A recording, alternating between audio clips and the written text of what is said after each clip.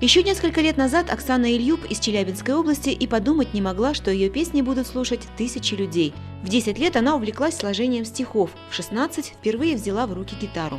Где-то в конце 2008 года я рылась в интернете и увидела, как мальчик один поет под гитару на татарском языке. Это тронуло просто до глубины моего сердца. Я решила попробовать изучить, спеть эту песню для себя.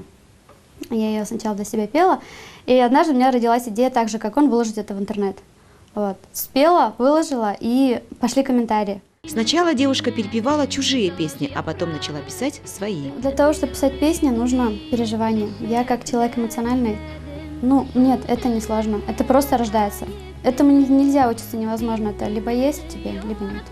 Одной из последних песен, написанных Оксаной, стала «Шешекляр Гайплеме» «Виноваты ли цветы?». Девушка нашла тех, кто мог бы помочь в съемках ее первого клипа. Для всех, кто принимал участие в съемочном процессе, это был первый опыт. Сценарий, в принципе, мне понравился сразу. Естественно, вносил какие-то свои коррективы, то есть я подсказывал, где-то что-то убрать можно, где-то добавить, где-то с определенного ракурса снять. В принципе, мы особо сильно не отходили от сценария. То, что было положено в основу сценария, оно все так и было.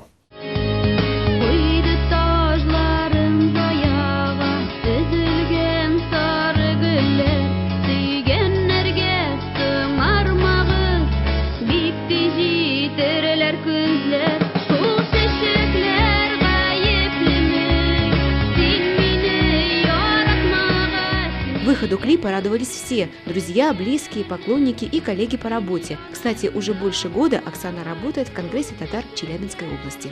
Вообще, каких-то там прям масштабно цели перед собой я никогда не ставила.